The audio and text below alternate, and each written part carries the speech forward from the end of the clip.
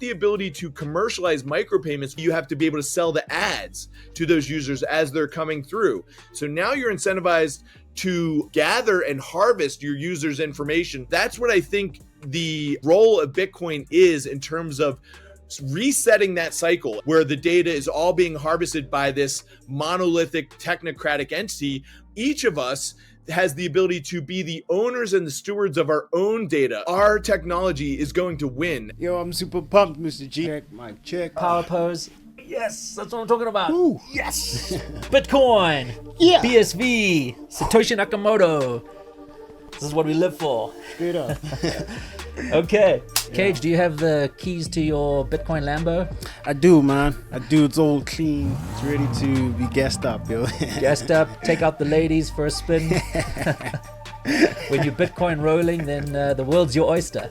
Straight up, G. Probably heading to Vegas also, because gambling is part of it. So that's the spiel with the BTC. It's all about gambling.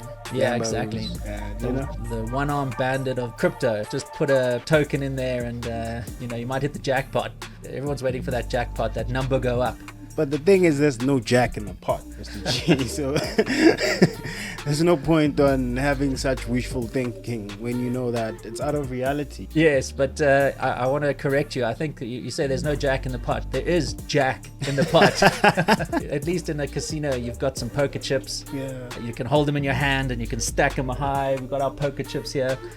I don't have any crypto poker chips lying around. If you want to be able to understand where the future of Bitcoin is heading, if you want to know more about the Bitcoin Association and what they're up to, then you're not going to want to miss this episode of the Centbee Show.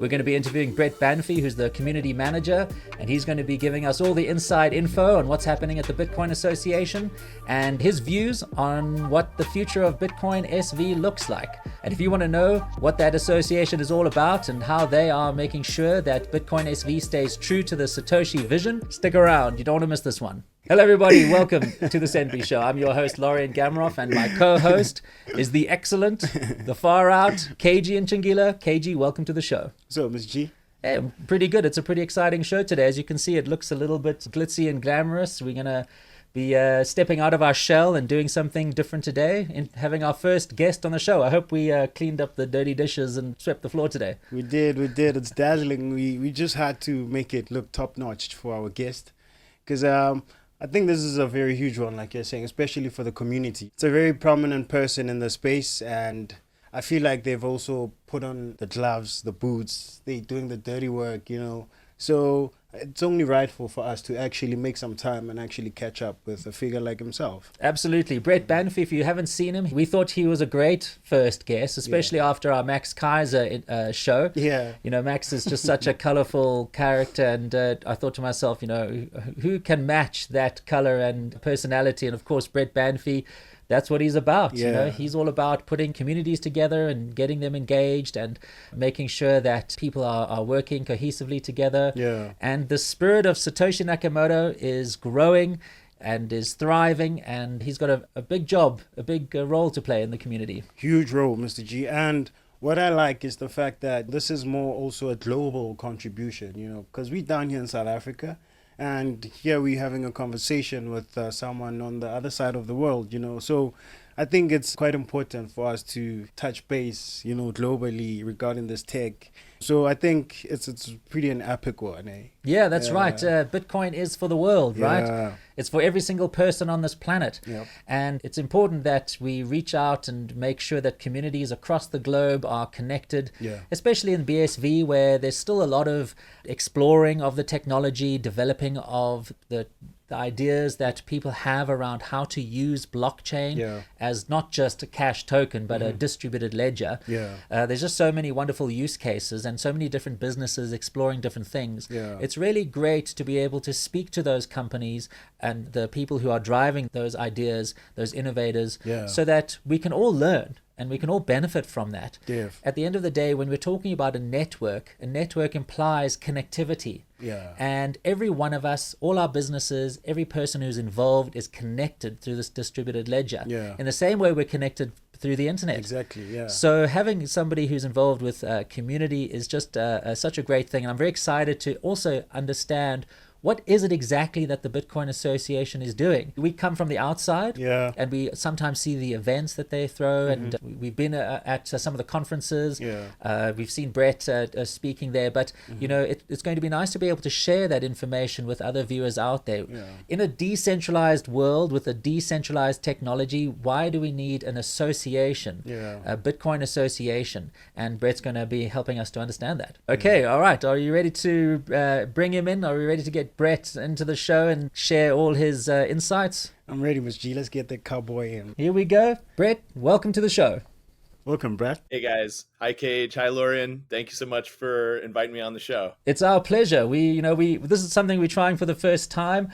Centbee Show hasn't been going on for that long, although actually almost a year now. Almost a year. This is episode 45. 45, man. Yeah. The year's only 52 weeks, so we're almost there. We're almost there for a whole year. Yeah. We've been trying this show out, and we've wanted to be another voice in the Bitcoin ecosystem. Speaking about Satoshi's vision. Obviously, the whole world is full of crypto. And there's just so little information out there when people talk about Bitcoin.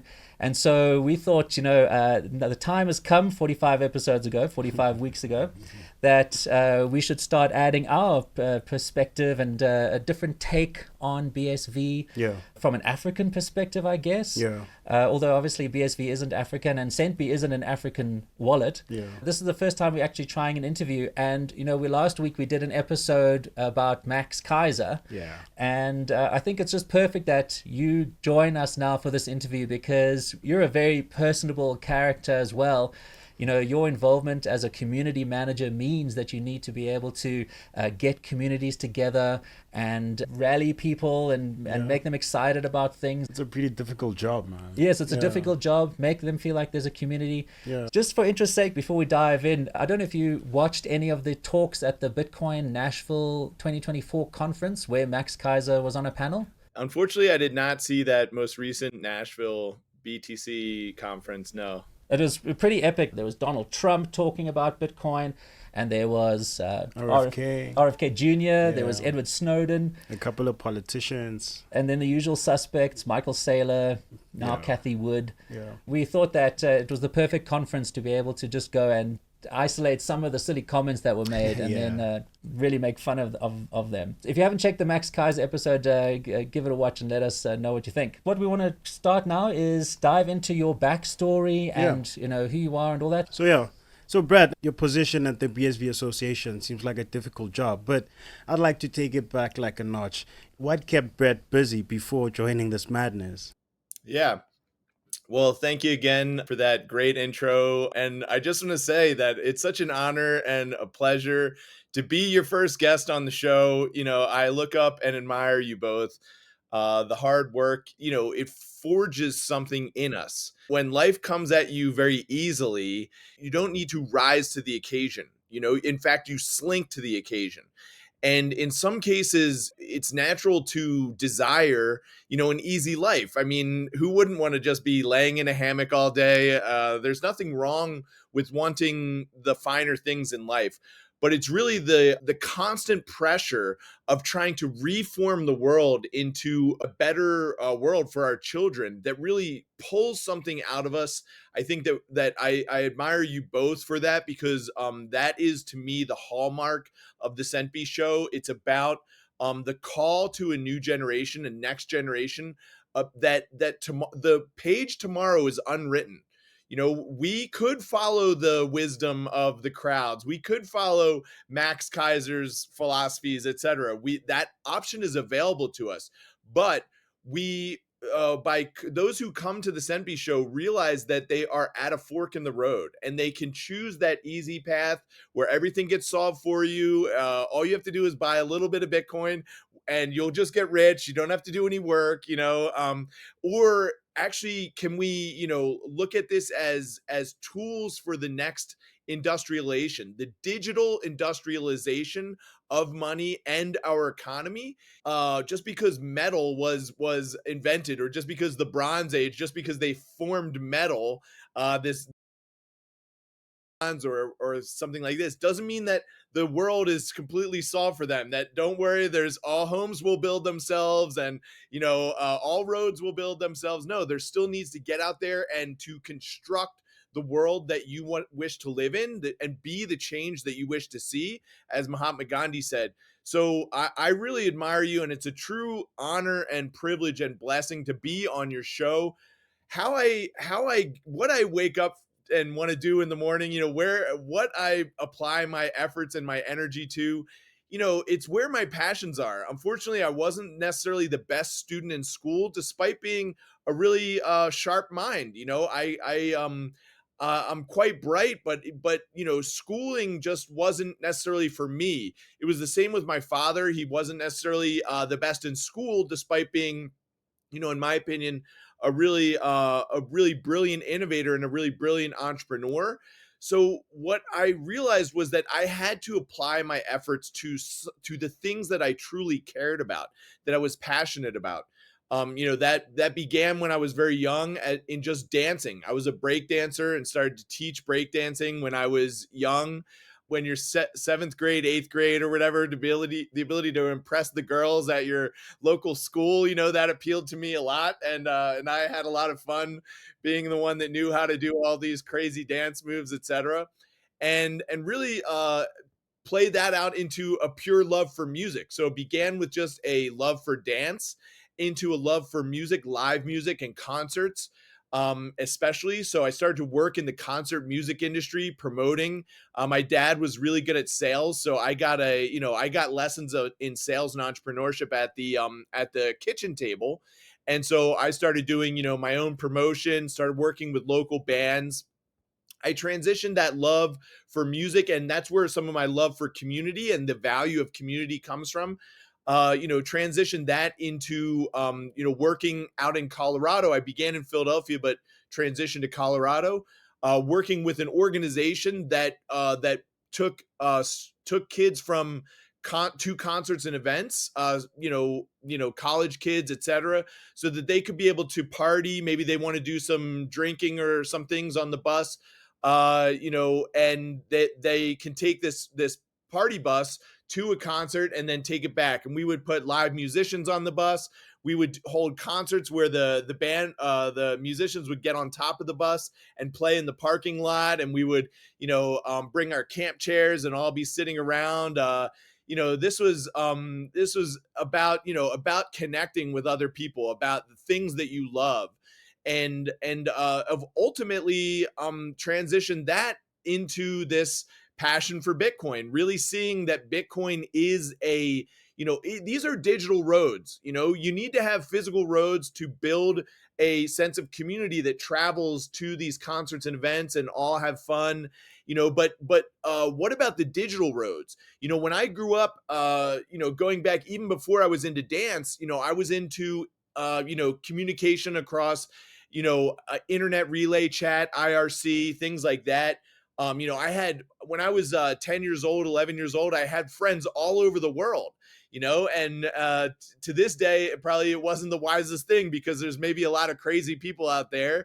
It was something where I naturally gravitated to these various different communities, learning from them, especially tech-driven communities, peer-to-peer communications, things like this. So, but I noticed that there was a problem with the existing internet architecture, right? We envisioned when the internet came around, it was this globally connected world. But the reality of that globally connected world became something where, instead of having us all connected to each other and around our shared passions and our shared interests, it was all connected via these locuses of control.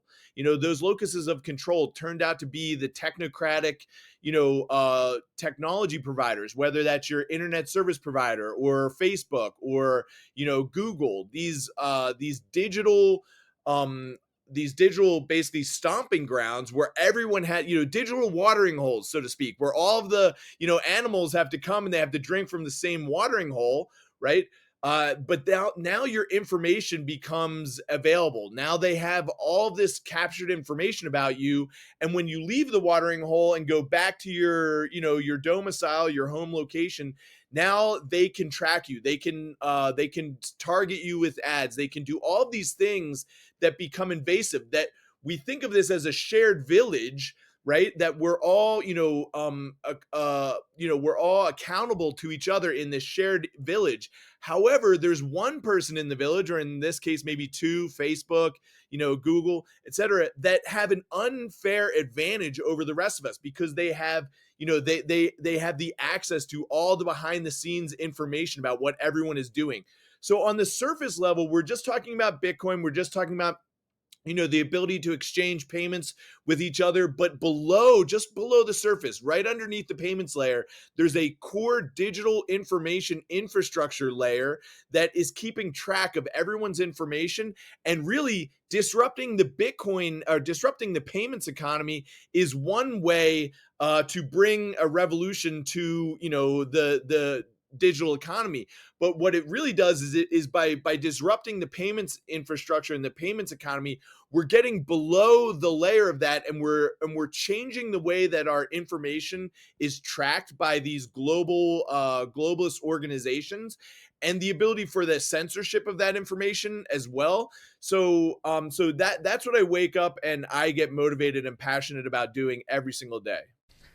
Well, that's really great. I mean, community manager, you got the job. I mean, that's about as qualified as you can get. We can easily put it as community manager, but if we look deep into it, you are the Bitcoin ambassador, basically. So there's a lot that goes into that.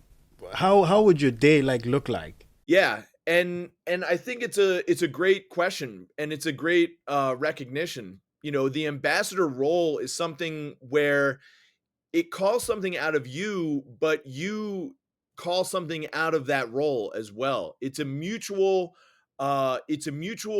emboldening of the human spirit into the role of applying and providing a good and a service to the world.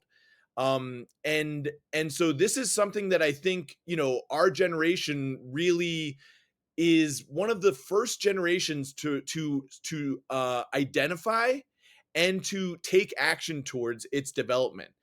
Because prior to our generation, if we think of maybe my father's generation, or his father's generation, we didn't live in nearly as connected a society, and really there was a much more emphasis on, your father was a paper mill printer. Maybe he milled paper, or maybe he was a dentist, or maybe he was a blacksmith.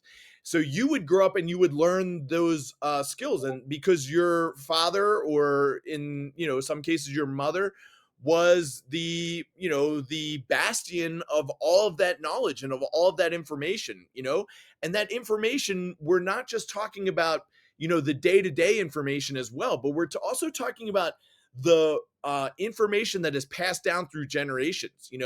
Like we see this with regards to recipes, family traditions, family recipes for making this dish or making that dish. This is oftentimes learn from your mother, which learned from her mother, which is learned from her mother, and we're passing these traditions and these histories down to us.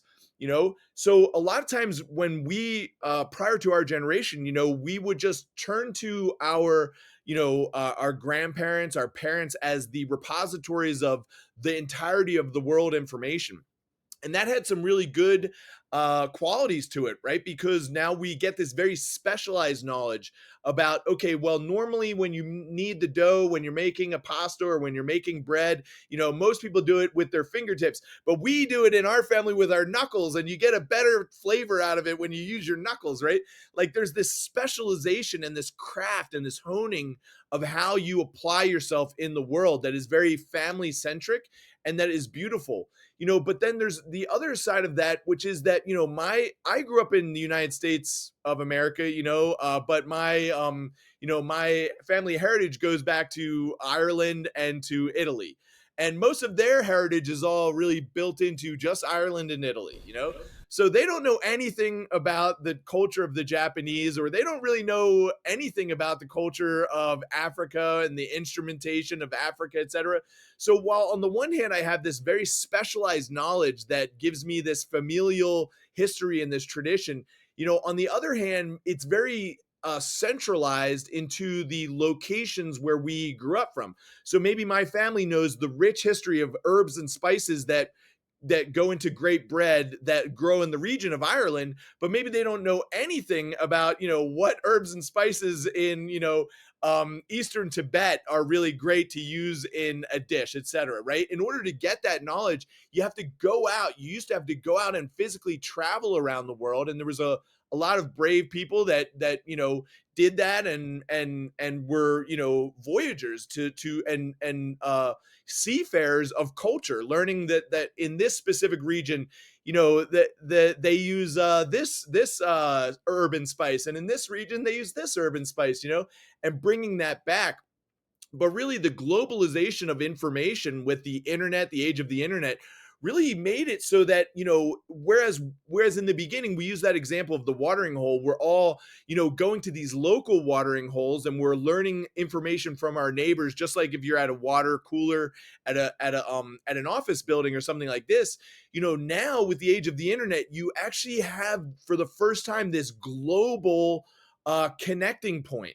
And of course, the mantra from Google was originally like, don't do evil. Okay, we have this global connecting point, but now let's the first instinct is, okay, well, if I can manipulate and take advantage of this global connecting point, then I have access to all people, because they all need this source of information, right? And it began with this very good-natured, good-hearted effort to do good in the world, right? But naturally, this, you can only be as strong as the systems that have been implemented to for the delivery of that information. And unfortunately, if there's breakdowns in that process of the actual information technology itself, there's going to naturally be gaps. So one of the breakdowns in the information itself is the ability to commercialize micropayments of information, right? So without the ability to commercialize micropayments, what you have is the you need to commercialize the internet, because otherwise, it's not going to run itself for free, right? So what you have is instead this subscription model or something like that, where basically, users, they have to subscribe to certain information, and in order to, or potentially you have to be able to sell the ads to those users as they're coming through. So in order to sell the ads, you need to potentially know whether that user likes this type of information or that type of information. So now you're incentivized to gather and harvest your users' information so that you can commercialize your ad spends in a better way. And really what that ends up doing is it ends up on the one hand, we have this universal touch point of the internet, where now it doesn't matter whether my grandmother knew about the spices in East Tibet or Ireland, right? I can just go online and find all of the information, and so I'm accessing the generations and history of an entire region of peoples and an entire rich history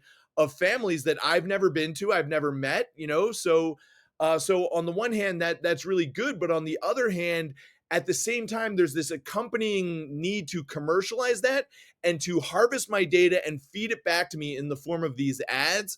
And that's what I think the role of Bitcoin is in terms of resetting that cycle and saying, yes, we can have this universal touch point, but it's not by the homogenization of a single global perspective of everyone's data, this sort of like top-down approach where the data is all being harvested by this monolithic technocratic entity, but it's really each of us has the ability to be the owners and the stewards of our own data and also of our own actions in the world, so that when we do good in the world, it's not for an incentive or it's not for a reward, but it's the reward that we all get by all being better stewards of our network, which is, what you hope for would take hold in this world. I can't help. You mentioned breakdancing, and I mean, a lot was said, but that sprung out at me, and I was just wondering about your opinions on the Reagan Australian breakdancer.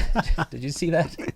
My thought is, I love the weird. Anything weird or unseemly or something like this, I want I want to analyze it, because here's the thing, is that sometimes there can be deep understanding and knowledge that doesn't present itself to a layperson. So I don't know if anyone got a chance to look her, her other videos up. I mean, I know the one made it famous, because it was performed on the Olympic stage.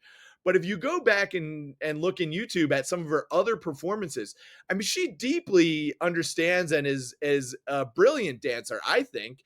She, no one is a perfect representation of hip hop culture, right? There is no ideal that you strive to. There's maybe certain people that are exceptional examples of it. I think of, for example, one of my favorite all time is Mr. Wiggles, and still to this day he's out there, he's traveling around the world, and he talks a lot about the flavor, the culture. It's not just breakdancing, right? Because breakdancing is one aspect of hip hop culture. There's so many other aspects. There's graph work, right? There's graffiti art. There's emceeing, right? There's up rock. Even within the concept of breakdancing itself, you have your up rock, right? Then you have your popping, then you have your locking, then you have your floor work, then you have your power moves, etc. All of these different components, and certain people are going to be exceptional at those components, and more than other people. The other thing about hip hop culture is that really when you look back at it, it was it grew out of this region in New York City where, if you didn't have a creative and healthy outlet to get out there and to express yourself, and to and to be combative, right? You be combative in this silly way, like, I hate to say that it's silly, but it's like you're battling someone else at dancing, right? There's a tongue-in-cheek component to that, right?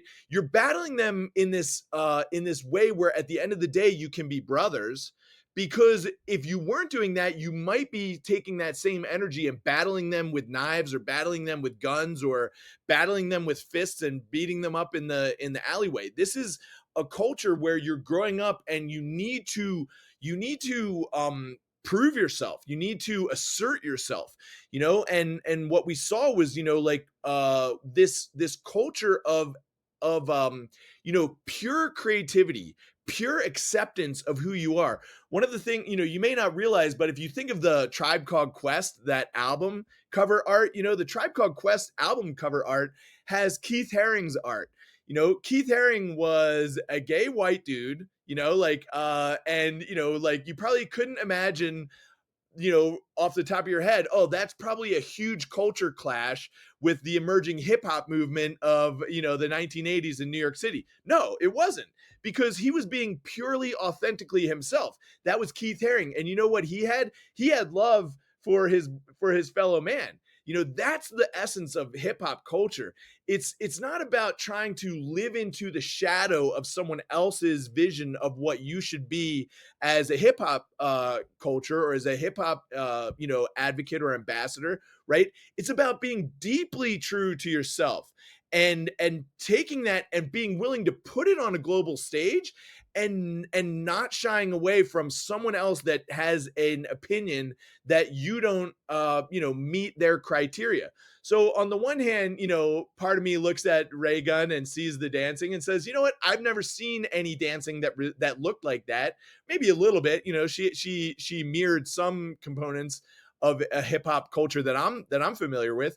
But at the same time, there's also something beautiful and fresh about bringing newness to an art form and to a culture that is maybe at this stage in our world, it's easy to look at her and laugh at her, but maybe we need more newness. Maybe we need more people who are willing to step out and to present themselves on a global stage, even if they don't meet the typical, view of what that art form should look like.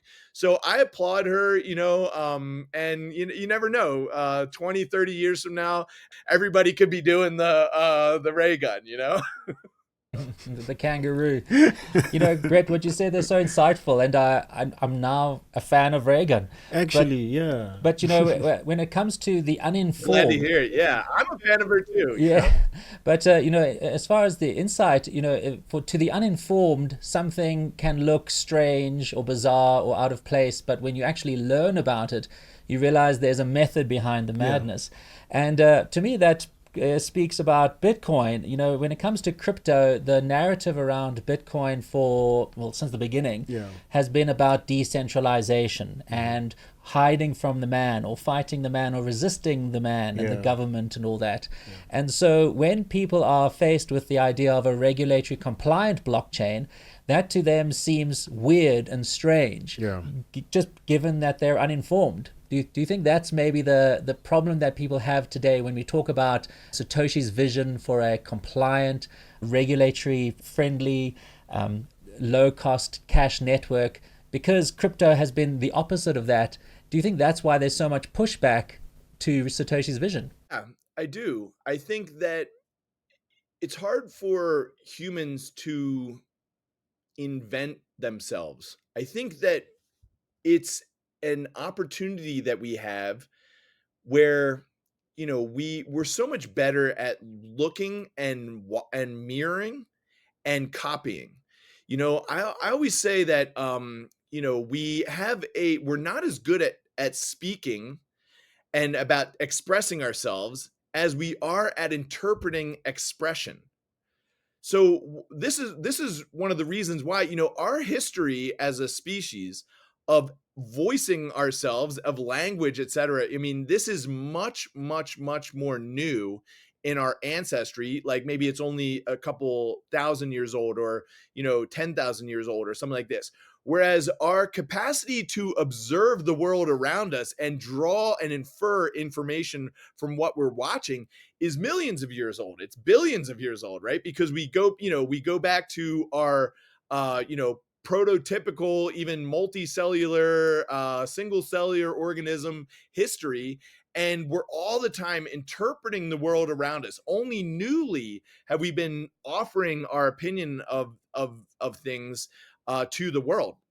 So as a natural result, we're just so much better at analyzing everyone else and copying them than we are at inventing the next phase or the next stage or the next page of our lives.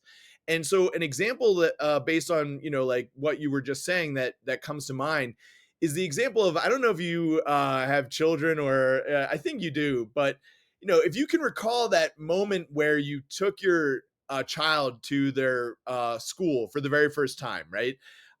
You bring them into the kindergarten classroom or something like this, and like they're like hugging your leg. They're like, no, don't make me go in there. Like, I want the life that I know. I know that I live at home. I have 2 or 3 people that I know. Those are mom, dad, and sis or whatever. And I'm comfortable with that. This new world of a school with kids my age and things like this is unfamiliar to me. I don't know how to fit in with these people. I know how to fit in with mom. I know how to fit in with dad, but I don't know what these children are like, and so you need to, this is like what we are with the emerging age of Satoshi's vision, right? Satoshi is giving us this tool to create a world with us where we connect with our peers. Just like a kindergartner walks into a kindergarten classroom and meets other kindergartners that are also scared, that are also unsure. They all want that safety and security of mom and dad. This is like us all. We want the safety and security of the global, the Federal Reserve or the World Bank, right? We want this authority figure that tells us everything's going to be okay. Don't worry, you just stay in your little room and you don't go out, don't go outside, just I'll put your plate of food underneath your door every night, and you don't have to worry about going out there meeting those scary kindergartners. They're scary, trust me. You don't want to meet those people, right? No, Satoshi is telling us, no, get out there, get into the community with your peers, with other businesses, and this is why our technology is going to win at the end, because at the end, when we go out there and we talk to other businesses, we ask them questions like, do you like saving money? I mean, that's like a pretty simple answer, right? Like, tell me a business that doesn't like saving money. Okay, well, Bitcoin helps you save money because it's a direct exchange between your customer and you. Now, there's no Visa or MasterCard eating those 4% in the middle. But Visa and MasterCard, right? That's our mom and dad. That's the leg that we want to cling to. We don't want to get let go into this scary world of a kindergarten classroom where we have to invent ourselves, right? This goes back to our being better at observing and watching than we are at creating. But this is something that, as we move into this world where we have a more universal touch point of information, we're able to share with each other. I'm here in Boulder, Colorado, having a conversation with Kage and Lorien at the Centbee Show all the way in Africa. And we're able to have this connection in real time.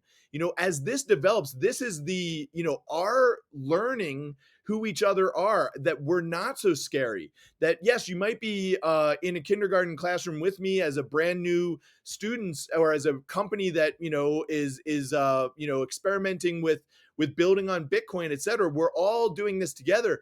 But just like a kindergartner begins as someone that's very unsure of themselves, very maybe scared, doesn't know what the outside world is going to be like, whether they're mean, whether they're cruel, all of a sudden you realize that, what?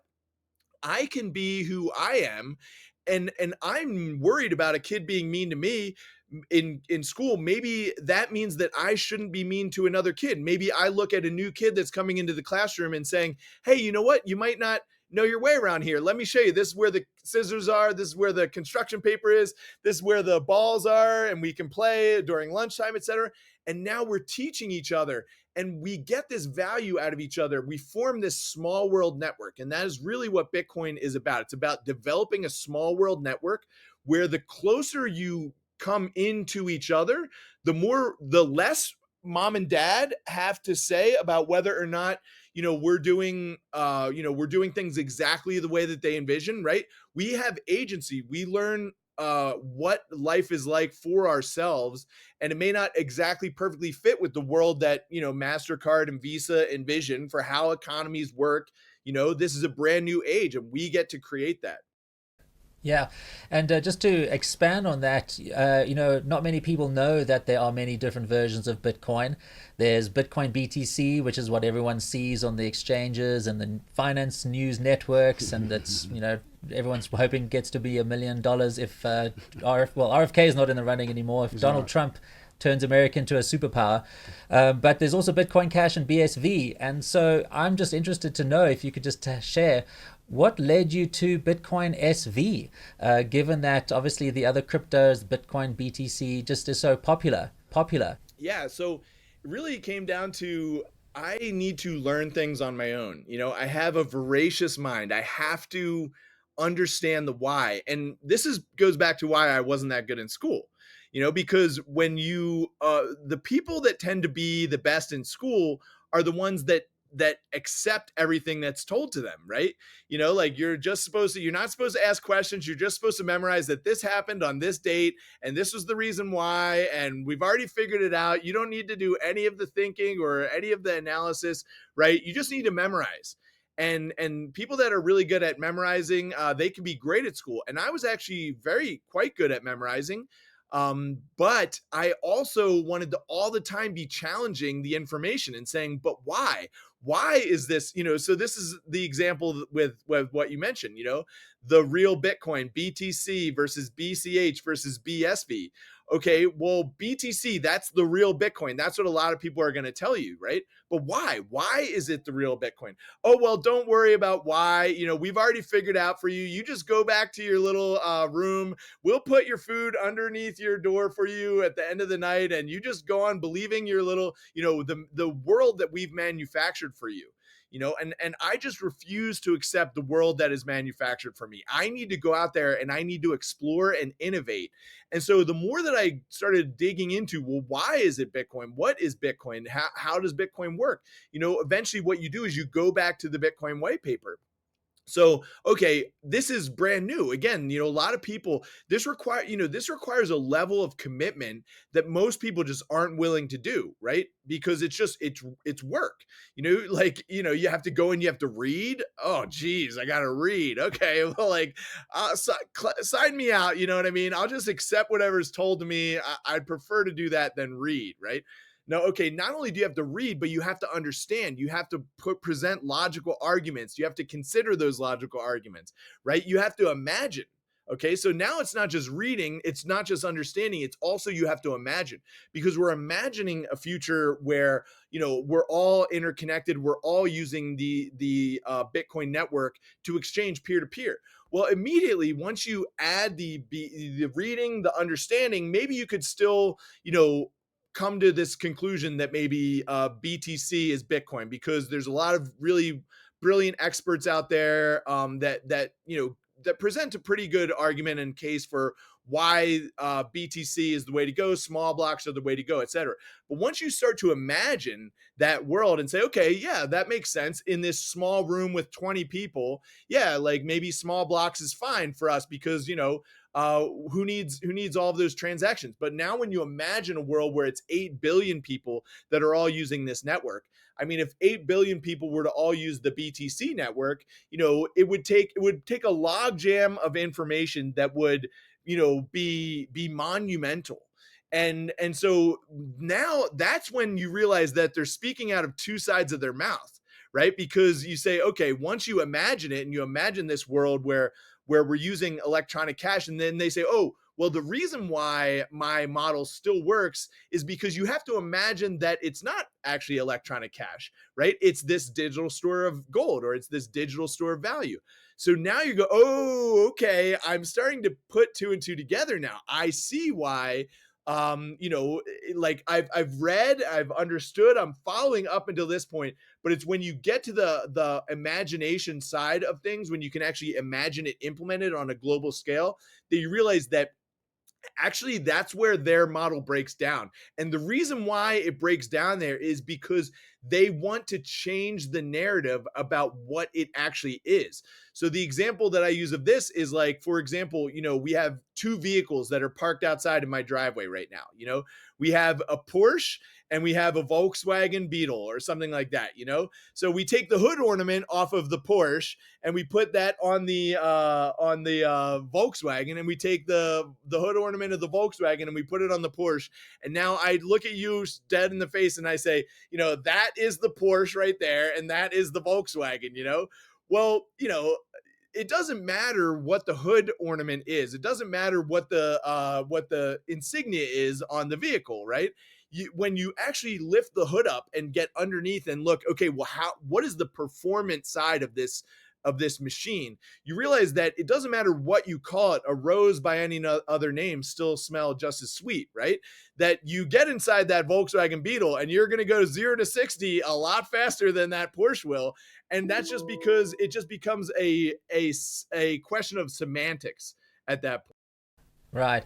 And I guess the lesson here is that you shouldn't believe everything you're told. You should actually do your own research, right? Straight. But before I hand it over to Kage, I just want to ask one last question with your in terms of the road to BSV. Now you ended up at the BSV Association. And I just want to know what landed you that gig? How did you hear about that role? Yeah. So, I mean, luckily I'm very passionate about this topic, as you can tell, and I was working with Fabric. Fabric was, an old company in the BSV ecosystem.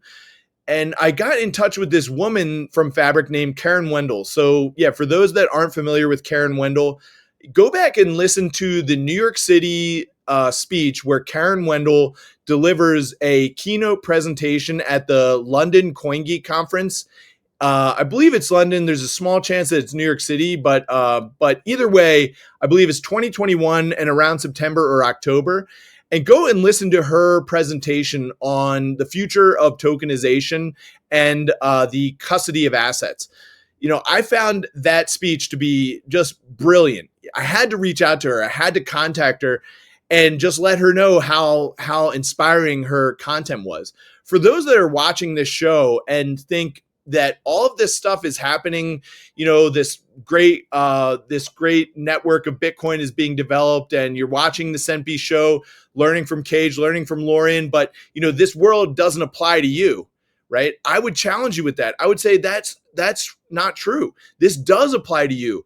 If you're passionate about this subject, you can make this a reality for yourself. It could be the way to change your career. Just reach out to a company in the ecosystem. Reach out to me. I mean, I'm probably the best entry point. Say, hey, Brett, I'm looking to meet a company that is hiring in these specific areas, or these are my special skills. I want to get started. How do I get started? I'll happily bring you in. We can have a session, we can talk, and we can start to plug you in with various different companies. Because as I started to get involved in this industry, there was a side comment that I had with a friend of mine who was also working in the industry. He was on the compliance side, and I said something to the effect of, I'm really sorry because I never went to school for this. And typically that's like an example that I use in some of my other things, in some of my other professions, right? Because I didn't go to college. I didn't go that route. And so a lot of times competitors that I'm competing with in the commercial space, I think that maybe they have an advantage over me because they have a degree and this reason or that reason, and maybe that makes me inferior to them. And he turned around to me and he said, what do you mean you didn't go to school for this? None of us went to school for this. It's brand new. It's brilliant. Like, I had never even thought of that. Wow. I'm in an industry where in a way I'm on equal ground with everyone else in this industry. We're all figuring this out together. And, it's those areas where people that are passionate, people that have those innovative skills, who are good listeners. I think there's a key value in our being able to be good listeners, because it's not just about talking about BSV and what makes BSV great, but it's about listening to our customer. What is their pain point? At the end of the day, we don't want to sell them our vision. We want to listen to what their problems are and provide solutions around that. So yeah, that was how I got started in the BSV ecosystem. It was by reaching out to Karen Wendell. And I would love if I could be that point of contact for, thousands of people in the ecosystem that want to get started developing on BSV. There's classes and courses that you can take to just begin developing, build your own product, build your own, become your own entrepreneur, and share and innovate those ideas that are brewing in you. Cool. That's cool, man. So Brett, I'd like to understand, like, how has your Bitcoin knowledge, how has it evolved? How has it evolved since you joined the association?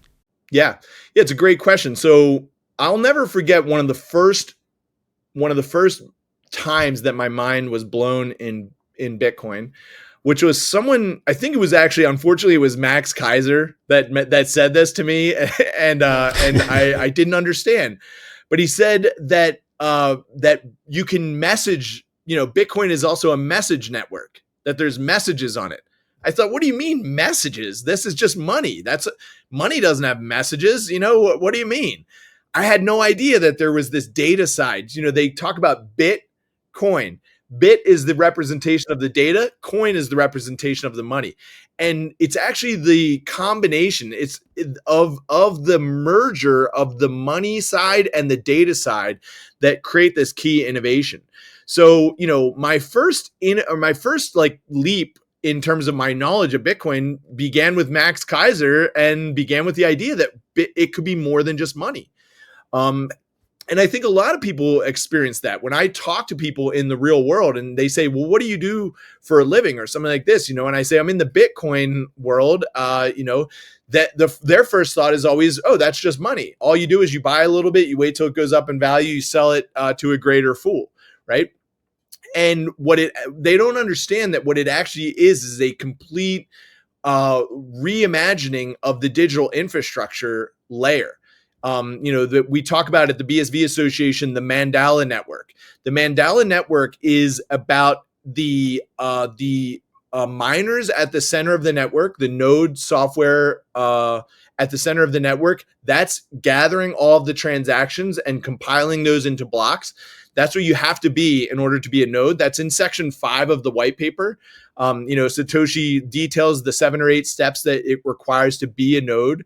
But then outside of the heart of the network, that mining, that node layer, you have the overlay network, right? And so the area where, and beyond the overlay network, you have the peer layer, which the peer layer is me at a hot dog stand, and I'm handing, a payment to the vendor, and the vendor's handing me a hot dog, right? That's the peer layer. That's our exchange of cash. That's why it's called electronic cash, because the cash doesn't require any third party at that point, right? It just requires a peer-to-peer exchange, and so that's the outer layer of the network.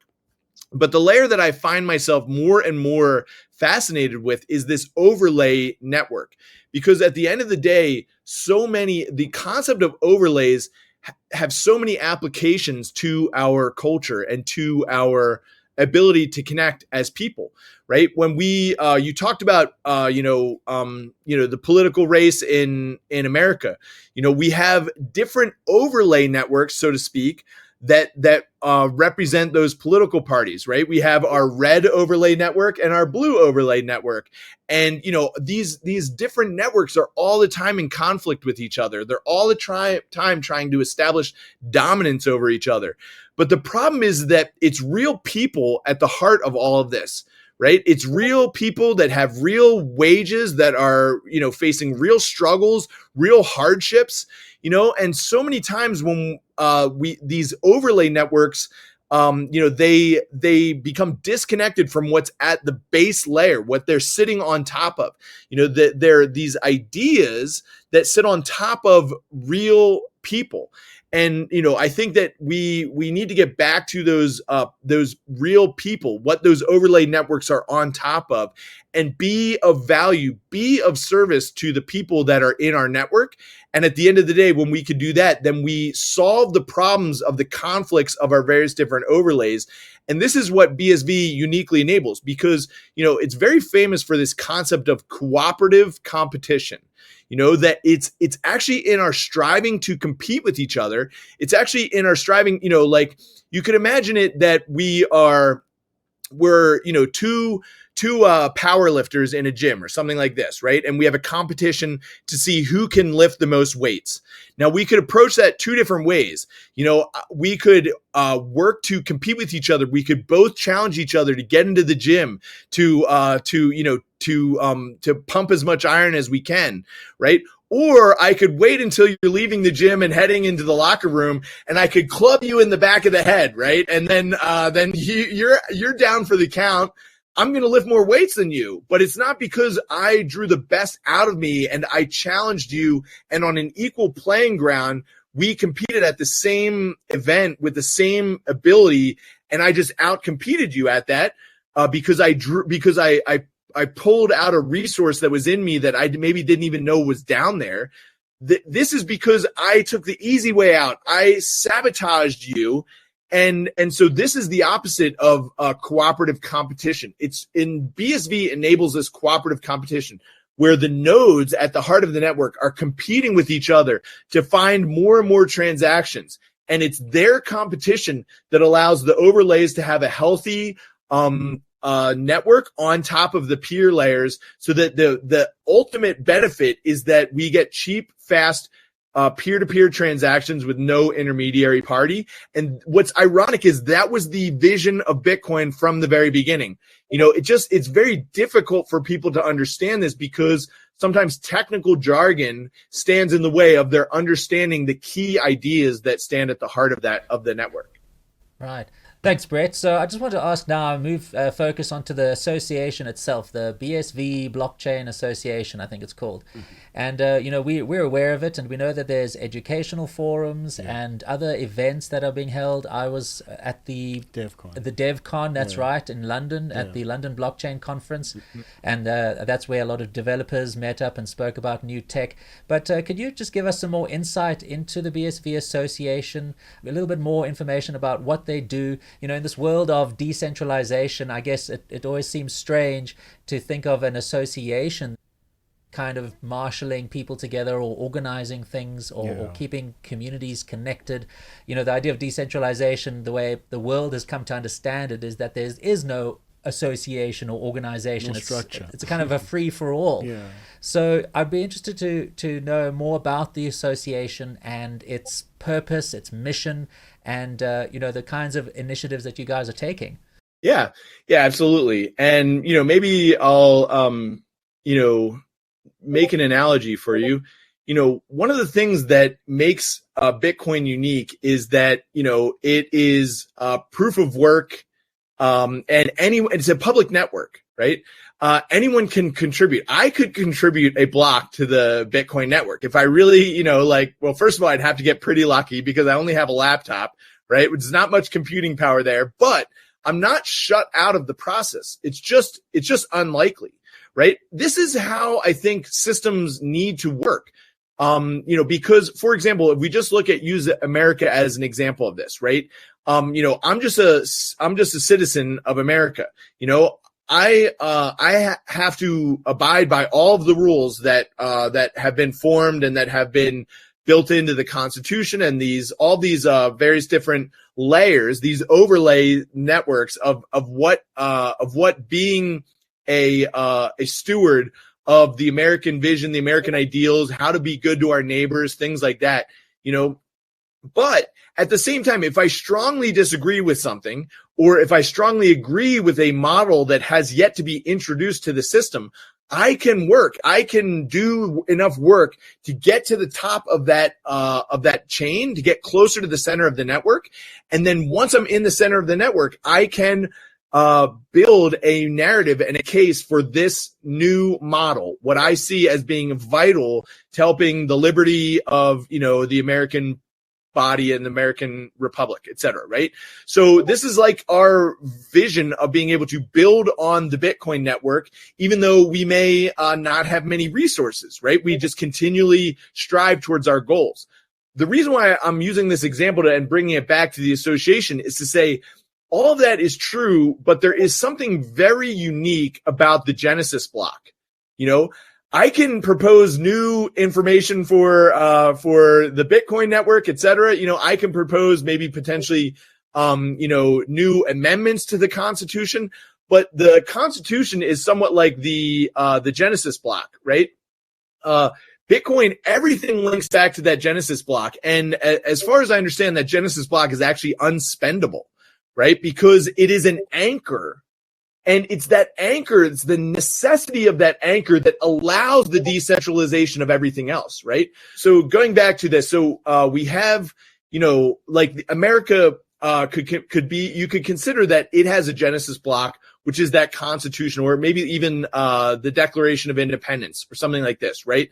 That no matter what laws that I want to propose, I want to amend, and I have the ability to strive to get closer to the center of the network and to help introduce a new model or help remove a model that I think is restrictive, at the end of the day, the foundation of liberty is anchored to this Genesis block, and so Bitcoin has that with the Genesis block. America has it with the Declaration of Independence or its Constitution.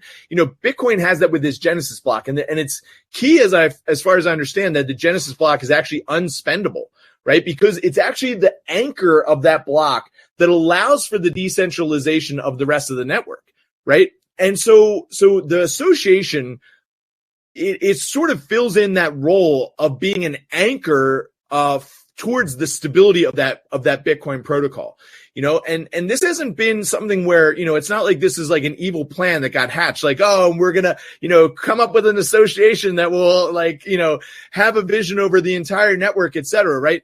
This really is about necessity because, we've tried to just let the protocol be sort of open to interpretation, and just say like, hey, at the end of the day, the good stewards of the network will do what's right and follow the original protocol of the network. It's built into the white paper, right?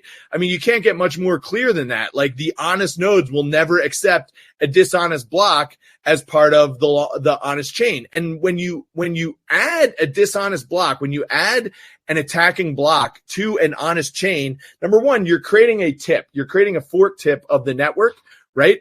But then no matter how much hash you apply to that fork, it never makes it valid, right? We've tried to allow the protocol to be open to interpretation, and just say, hey, no matter how much hash you apply to a dishonest chain or to an invalid chain, no honest nodes will ever follow that network.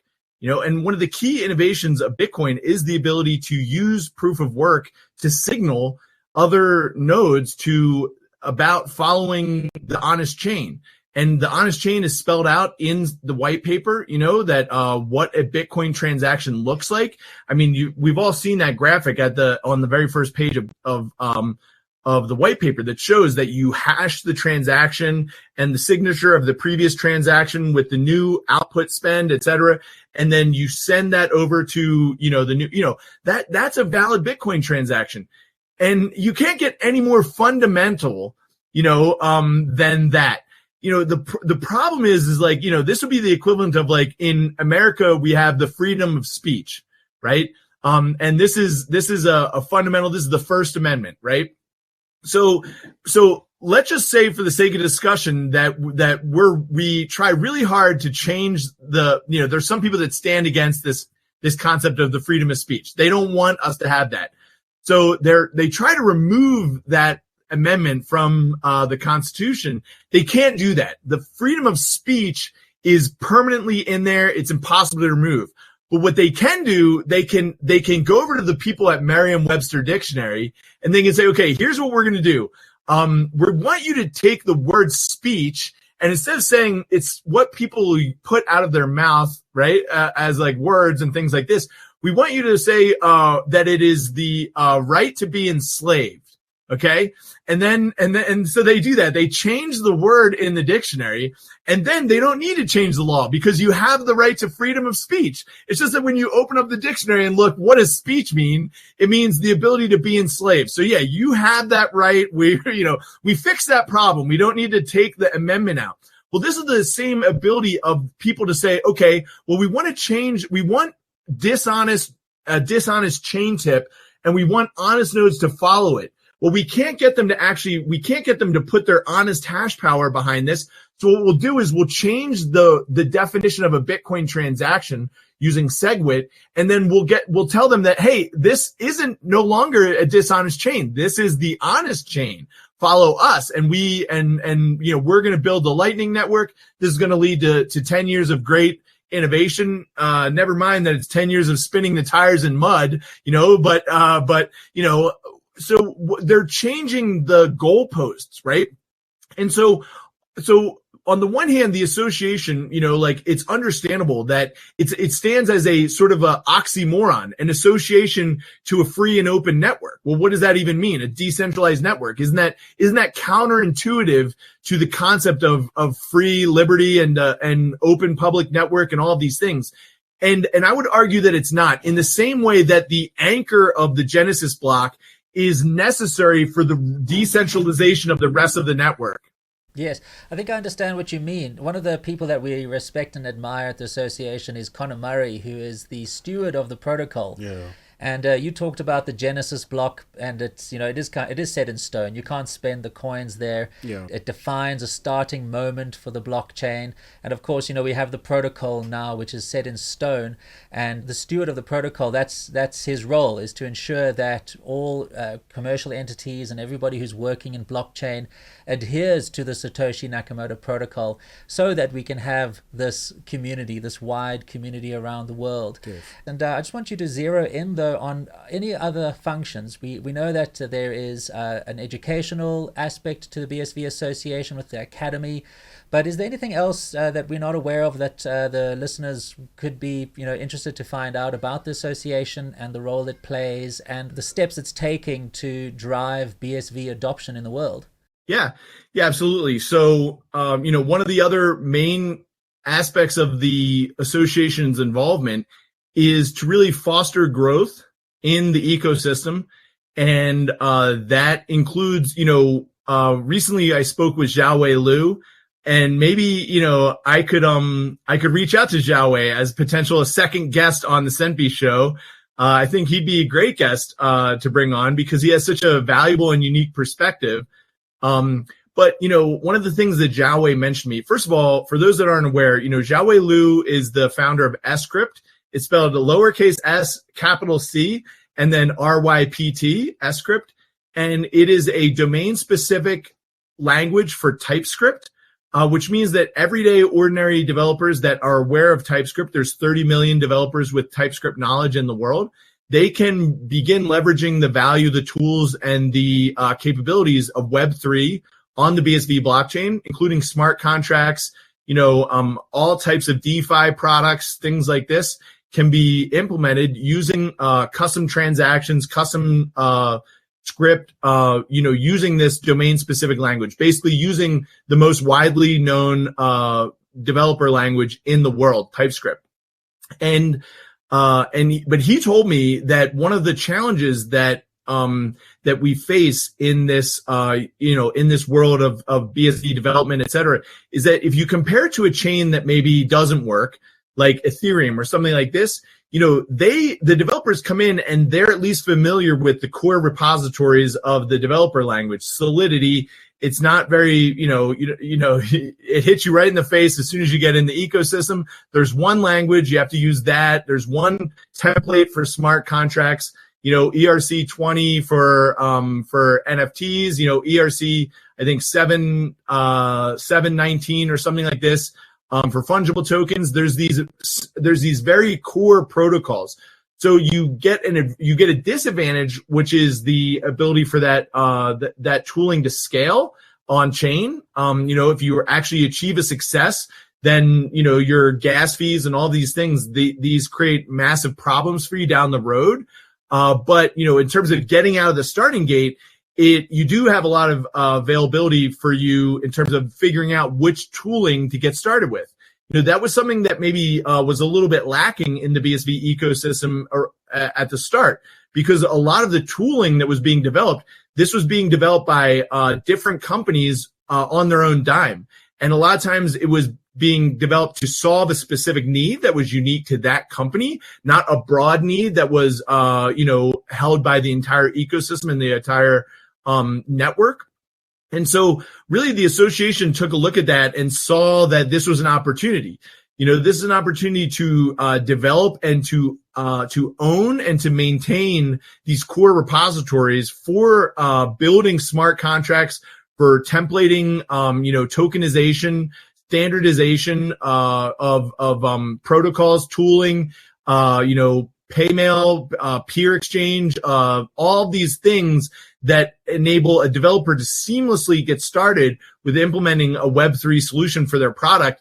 And it actually brings it under one roof and actually allows it to be perpetually maintained by the association, so that it's constantly being developed. It's constantly being updated as new network models are emerging, such as, the Teranode, et cetera, which is going to, take us to 1 million transactions per second. Well, how does the existing tooling work with Teranode? Because maybe some core components that were being solved by the previous Node software implementation, SV Node, maybe those are no longer going to be supported by the Teranode mining infrastructure. So there needs to be some outlying tooling that gets developed that solves those needs at the commercial level. So these are part of the key, content that the association moves along with and that supports.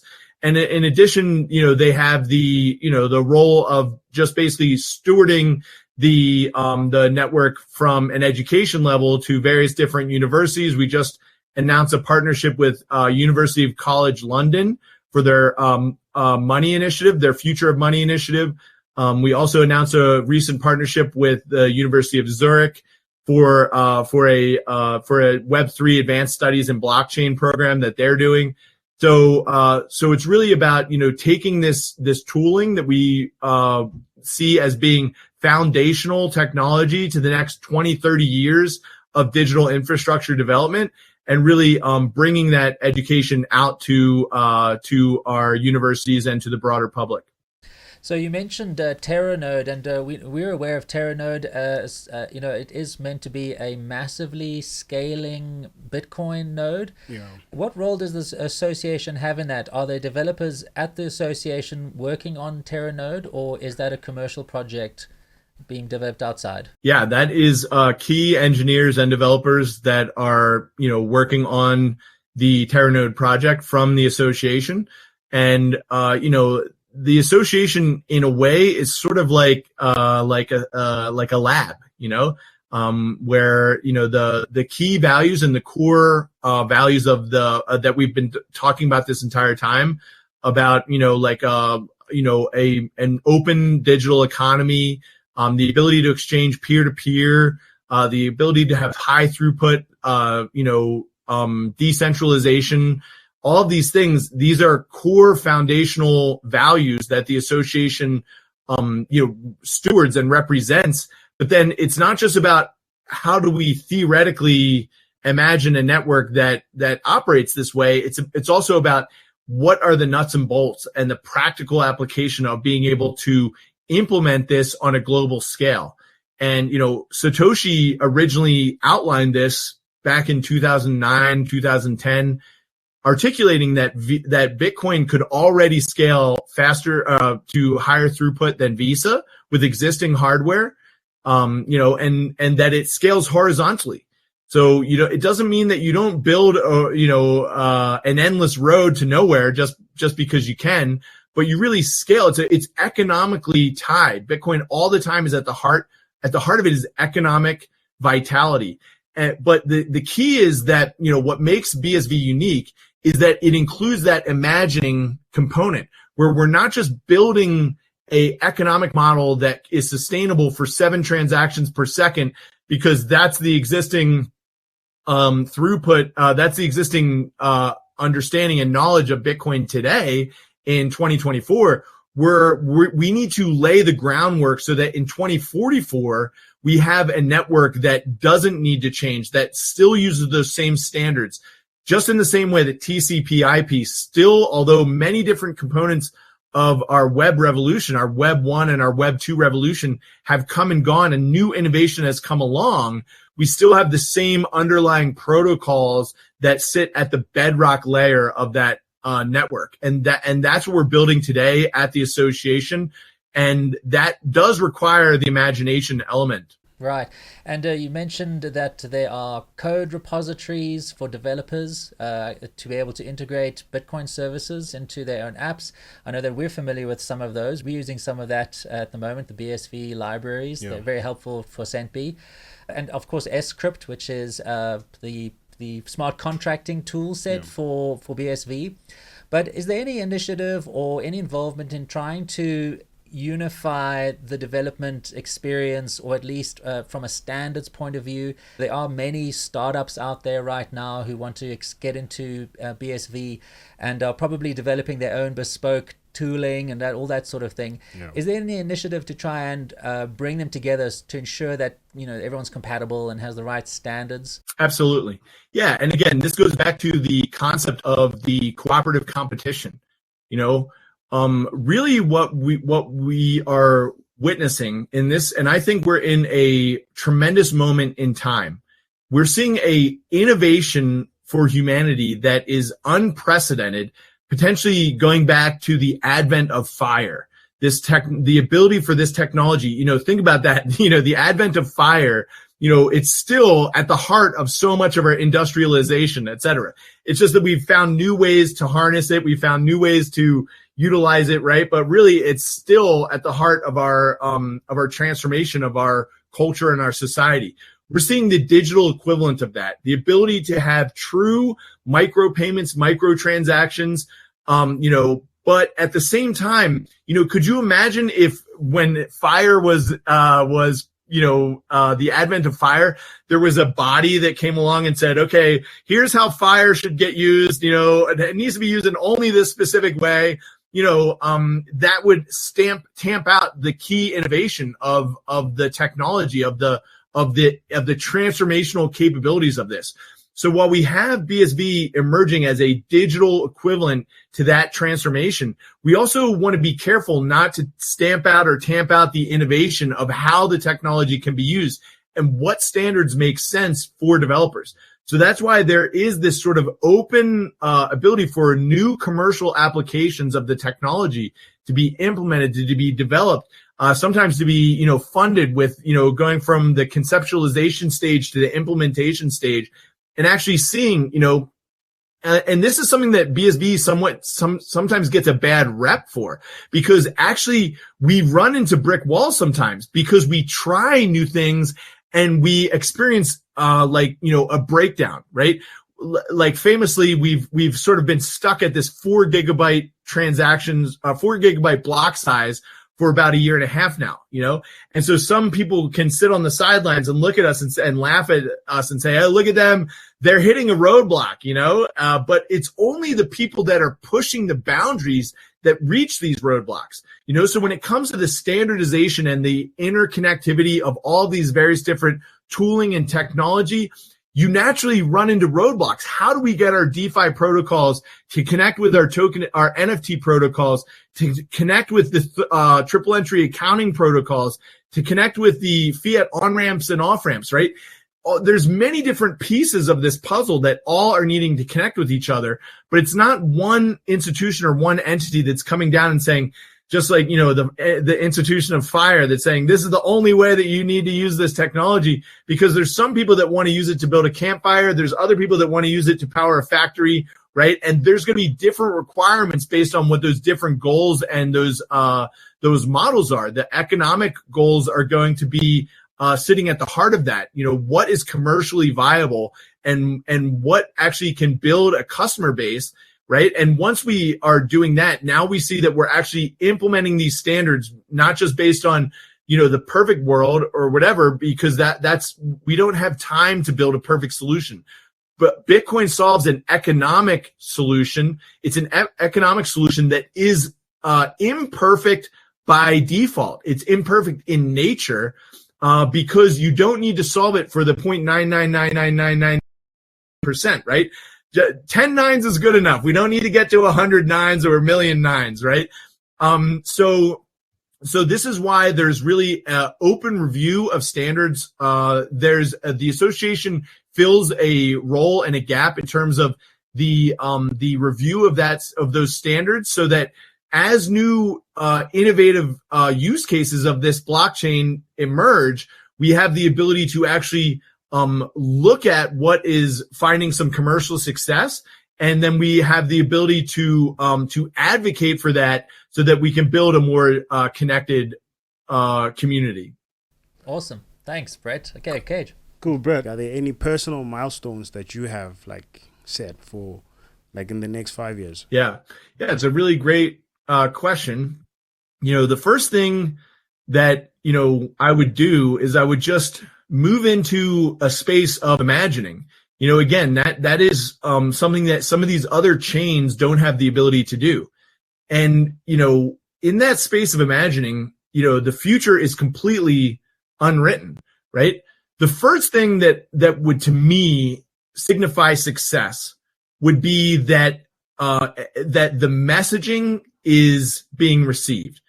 And, this goes back to regulators. This goes back to working with law, working with enterprise business partners, right?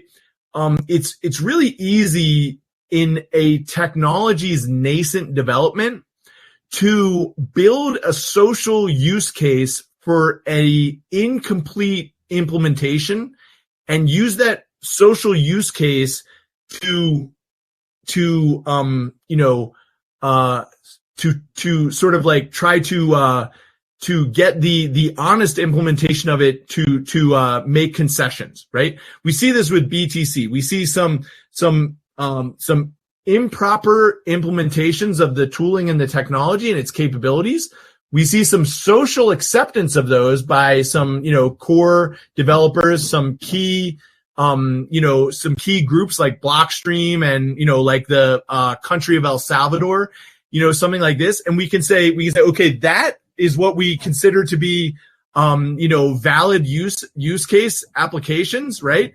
And that anyone that's not fitting that mold or not meeting that this benchmark that we've set. Meanwhile, in their mind, they've set this high benchmark, but the reality is that benchmark is it's not even, as we talk about all the time, it's a benchmark that's built on top of bucket shops. It's built on top of unregulated markets. It's built on top of this fool's idea that the price of the asset will continue to go up, right? And so we saw this before in terms of the .com bubble, right? This was the equivalent of, people just getting dogfood.com and hoping that just because they have a really great web address, that's going to be the equivalent of a really great business, right? And what we saw was that it actually took a lot of time for the wheat to get separated from the chaff, right? So what does success look like for the BSV Association? We start with just the ability to understand that scalability matters, that microtransactions matter, that triple entry accounting is an innovation and a revolution, that automation, the ability to have, smart contracts and, EDI, and payments, instant payment verification. All of these things are core foundational components of the emerging digital economy, and that we can combine this with auditability, traceability, scalability, security, all of these things, while at the same time, the main key innovation of Bitcoin, BSV, is the ability for identity to be firewalled. This is extremely important in this day and age where we have, the emergence of three-letter agencies that are all the time combing through and sifting through data on the existing mesh layer network of the internet to figure out, does this person like baking brownies or do they like baking cookies? Does this person root for team A or do they root for team B?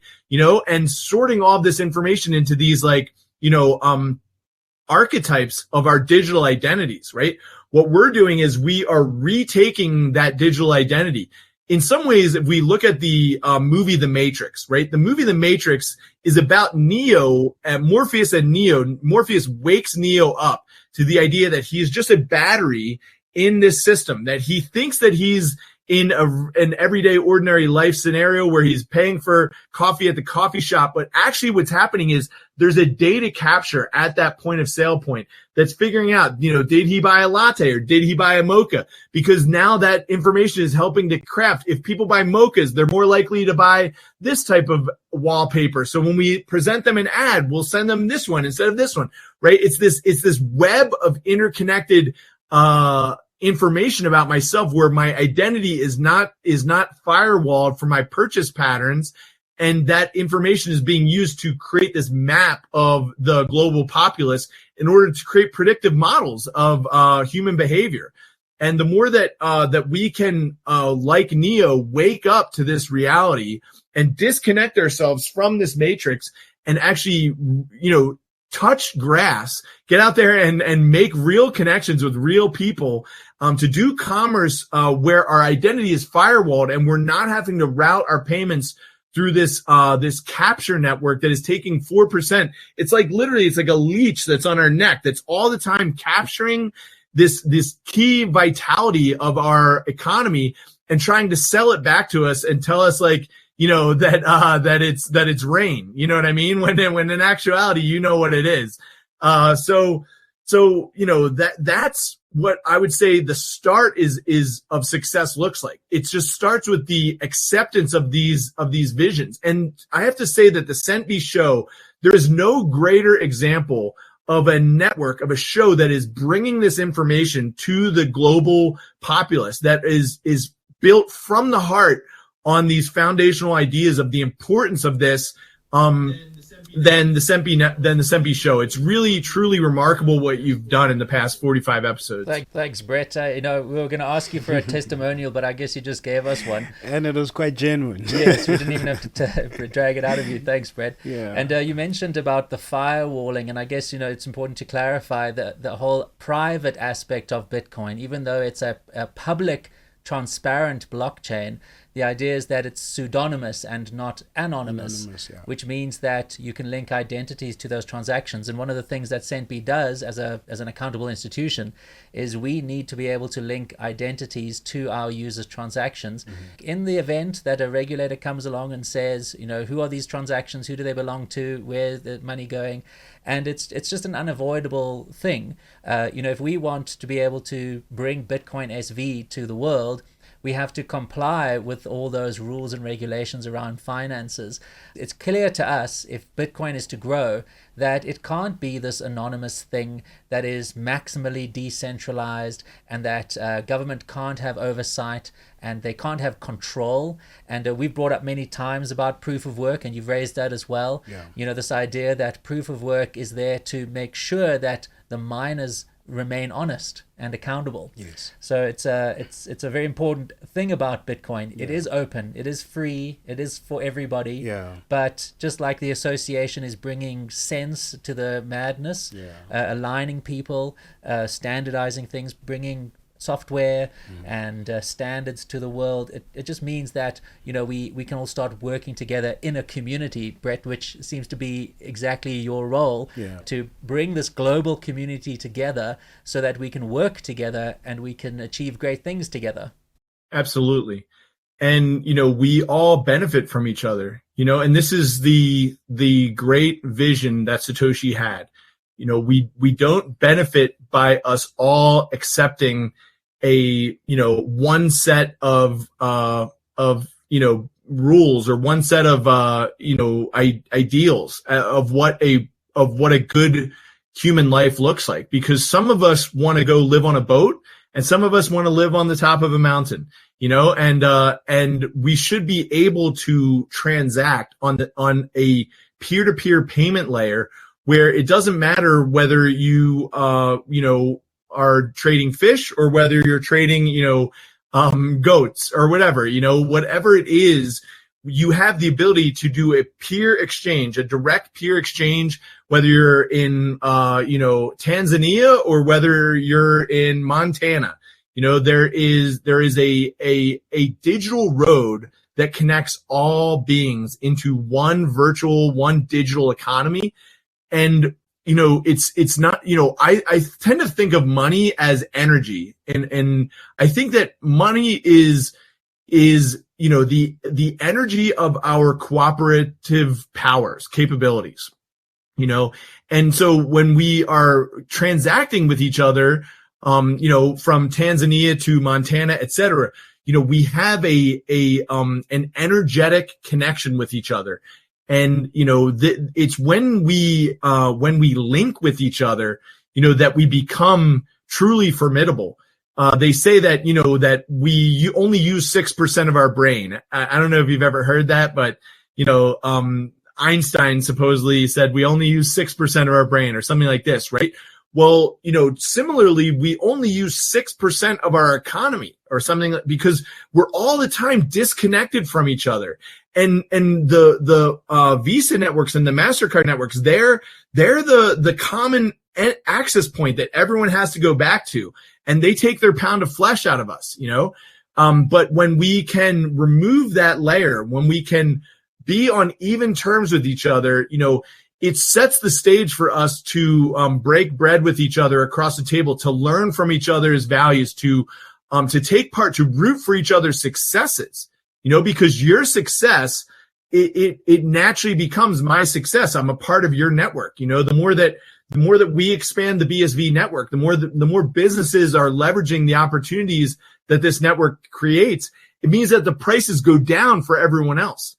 And while at the same time, we're seeing the opposite of that in the real world. We're seeing the prices all the time go up because they don't have a solution that removes the third party from this equation.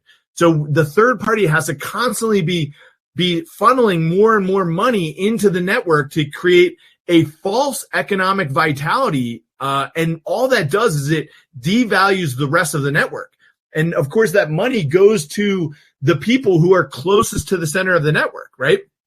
And this creates this very rigid form of an economic economy with your global network, right? Because it incentivizes people to do they say like to beg, borrow, and steal, to get to that center of the network. It doesn't matter what you do. If I have to climb over you, if I have to step on you, if I have to stab you in the back on the way to that center of the network, I'm incentivized to do that because that is where the vitality is. It's at one location and there's not enough of those locations for the rest of the network. So we're all the time struggling to subvert each other to get to that point.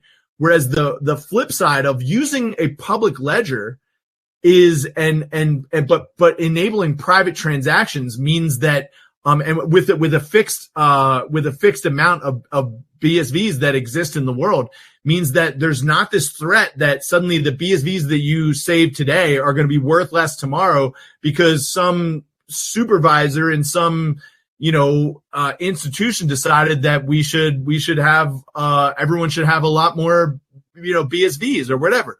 It's a fixed amount that allows for the vitality of the entire ecosystem to actually develop on its own, and it's something that I think is key to this next phase of our evolution as a human species. So yeah, Brett, just a quick one.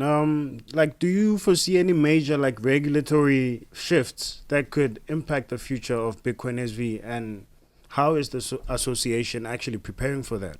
Yeah, very good question.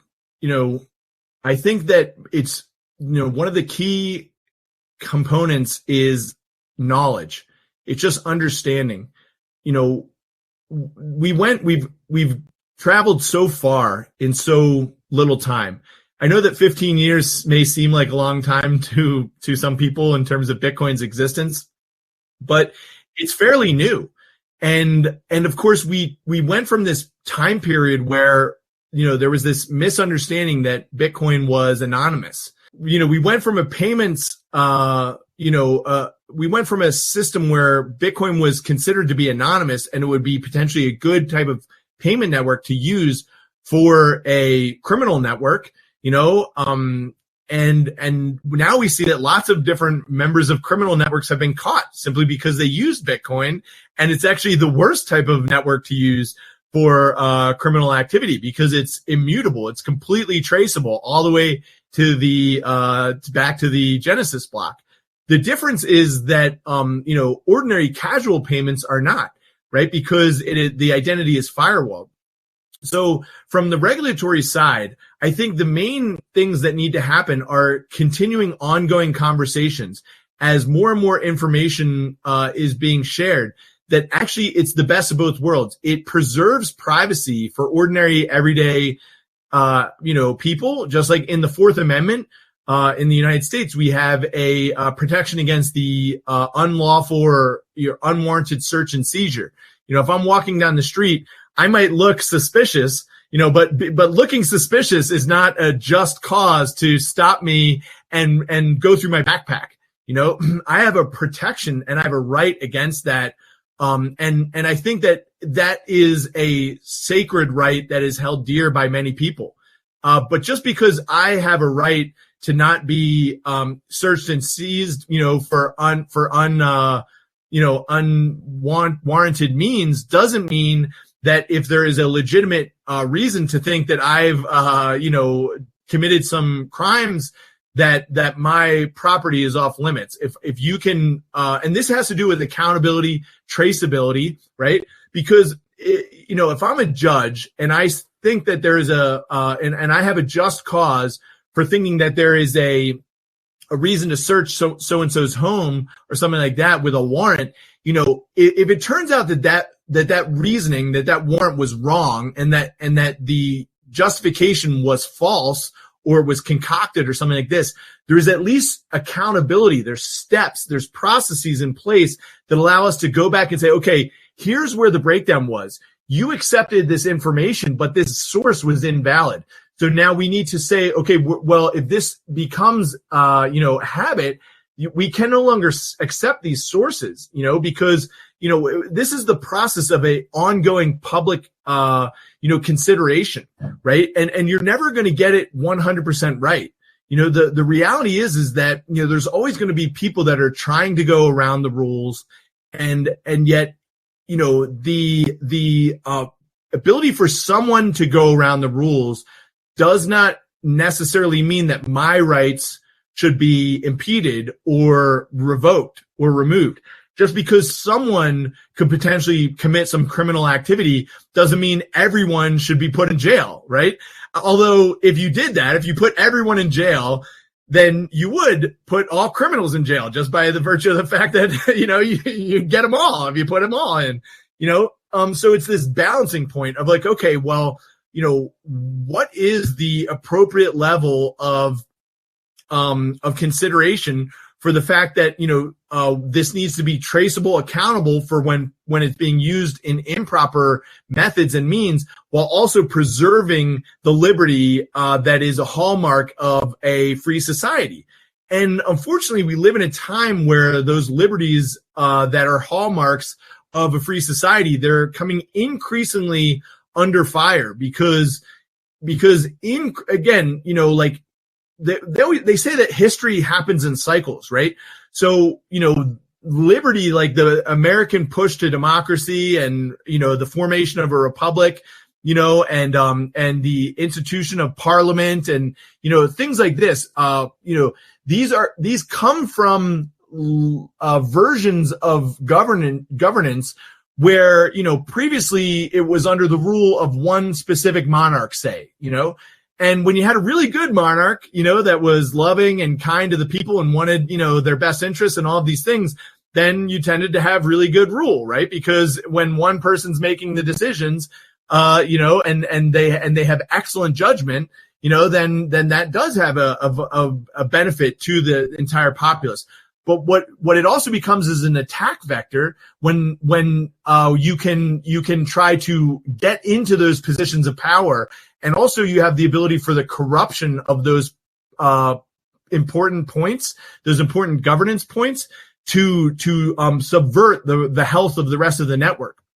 And again, we don't have perfect solutions to all these things. If we did, then we would all be living in a happy harmony, but it's the best that we're capable of at this point. Cool, yeah, Brett. On my side, I just want to know, is there any upcoming events or initiatives that our viewers must be checking out? Yeah, so we host a ELI 5, which is a BSV event for, geared towards beginners every Thursday around noon Eastern time on our Twitter spaces. So make sure that you tune in for those. And we also are hosting some spaces with Gavin Gregory. And we have a Wednesday event coming up here on the Bitcoin white paper with Todd Price from the BSV Association. We also have a Friday event end of this week that will be with Satoshi, and we'll also include some other people from within the ecosystem on the topic of BSV as a commodity. So yeah, I would say make sure to check out our events page on bsvblockchain.org for all of the up-to-date events. Great, thanks. No, we'll be sure to link those on our show notes page. Dev. Cool. Okay. Brett, we're going to bring it home now. So we're just going to ask you a bunch of questions, just top of the head, your thoughts. The first one is your prediction, if we can call it that, about the whole crypto space. Obviously, everyone's excited about BTC. It's still making new highs. I know it had a big dump recently, but everyone's pumped about BTC, talking about $1 million BTC coins, especially if you watch the Bitcoin Nashville conference. But is it going to be a world going ahead of multiple blockchains? How do you see the next 5 years panning out for crypto? Are we going to end up with a single blockchain like the internet? Or what do you think is going to happen over the next 5 years? Is it going to be crazy like it is today? Or are things going to settle down and we're going to start seeing a single blockchain world emerging? Yeah. So that is going to be a layer on top of the Bitcoin layer. But I think that's going to be where we're going to see real global adoption, is the emergence of the overlay networks. Great. And this is a controversial question, and you don't have to answer it, or you can give us a KG answer if you like. The mystery of Satoshi Nakamoto. Who is he? That's been the biggest mystery in Bitcoin since the very beginning. And of course, there have people out there that have been suspected of being Satoshi. There's Adam Back and Nick Szabo and all these guys. We have a sense of who we think Satoshi Nakamoto is. But what about you? What are your thoughts on the real Satoshi?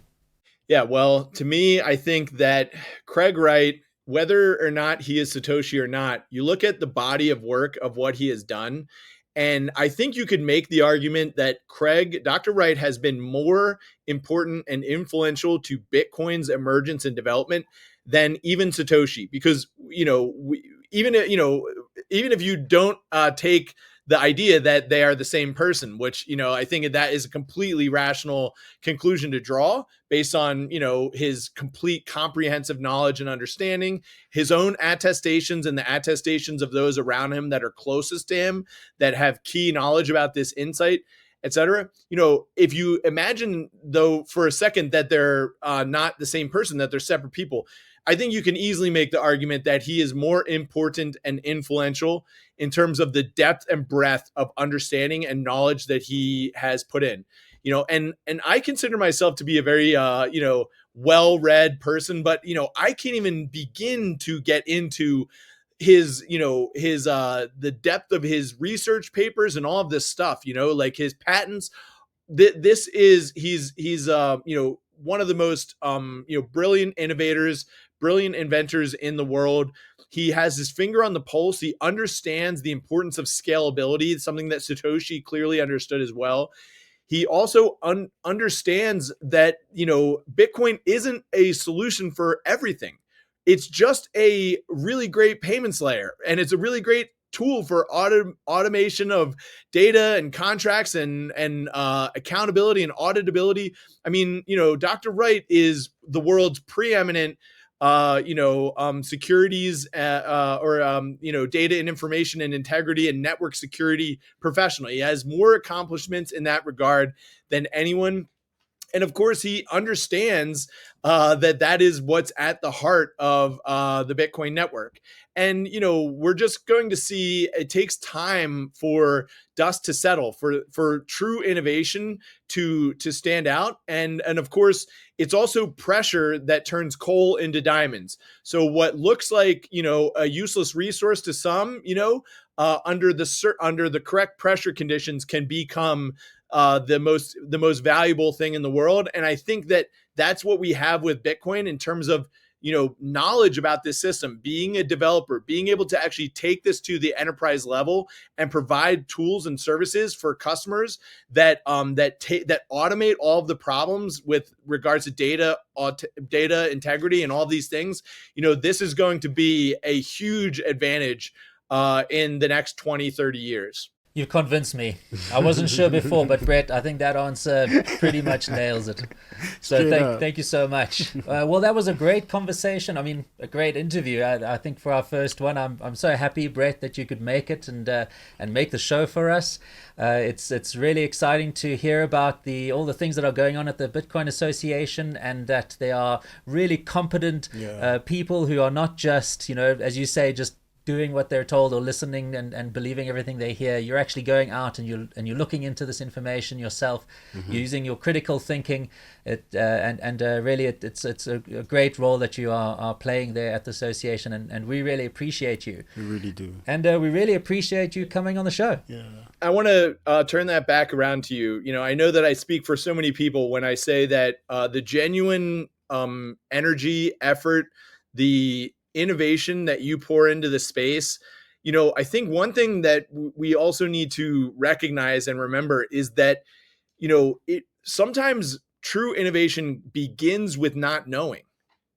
We oftentimes think that it's what we know that leads to our, arrival at the finish line, right? But it's actually being willing to admit that we don't know, that we're willing to check out all of the information and see what makes the most sense when we process it through, our deductions and logic and rationality and all of these things. And sometimes that means that we arrive at conclusions that we were not expecting at the beginning, but it took an open mind to get there. And it took a faith in humanity and a faith in ourselves and a willingness to have others not understand while we're on a pursuit of truth, of knowledge, of freedom. These are the things that I think Kage represent so well. And I am just really privileged to be your guest. Thanks so much, Brett. We appreciate you. Thanks. Cool, Kage. That was Brett, the community manager at the Bitcoin Association. Yeah. I think just the right sort of person to jump onto the Centbee Show. And since we're all about community, we're trying to grow a community of people who are interested in Satoshi's vision. Yeah. And having somebody at the Bitcoin Association who is doing that on an enterprise level, on a business level, on a government level, it really helps. Just to make sure that this community is extensive. There's not just a bunch of enthusiasts, but there are also people, professionals, researchers and academics creating patents. I think people need to actually come to realization that this is an actual working industry. This is not just people, building projects in the garage or backyard.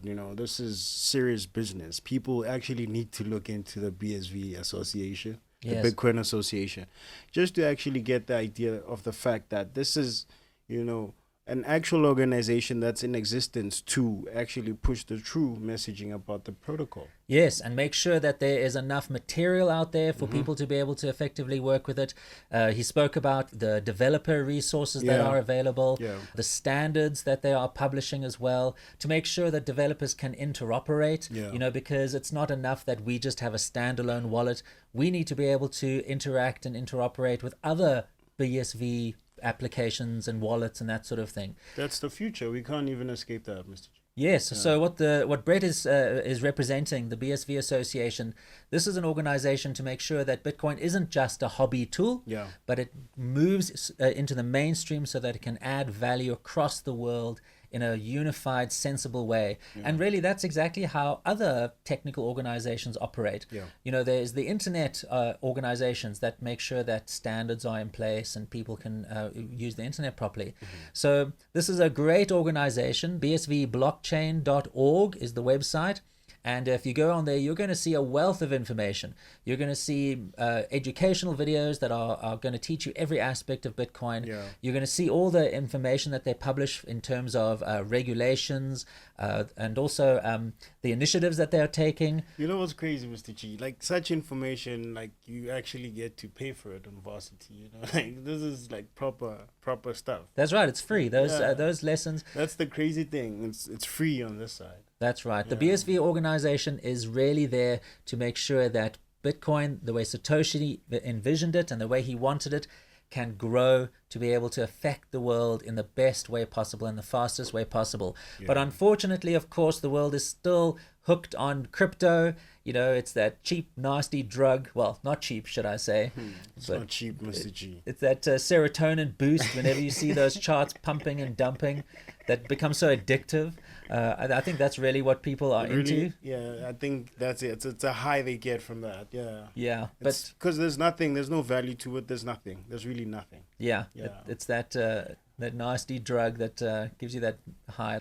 I mean, if they shift their focus into the BSV space, they will realize that, there's custodians and people who are actually vouching for the technology to succeed. That's right. If you've been hooked on crypto, well, you can detox on BSV. It's all about nutrients. It's all about growth. It's all about development. That's what BSV is all about. So thanks, Brett, for joining us. We really appreciate it. It was awesome. Yeah, it was.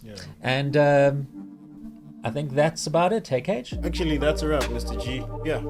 Guys, just don't forget to subscribe, comment, show some love, and also remember to check out the app on the stores, Awesome. Mobile Cool. money on fire. Yes. Mobile money on fire. Awesome.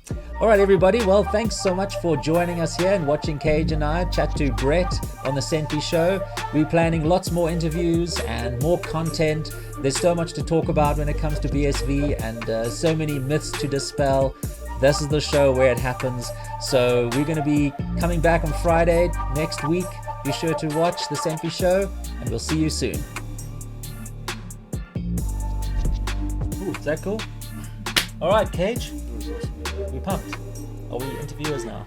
Here we are.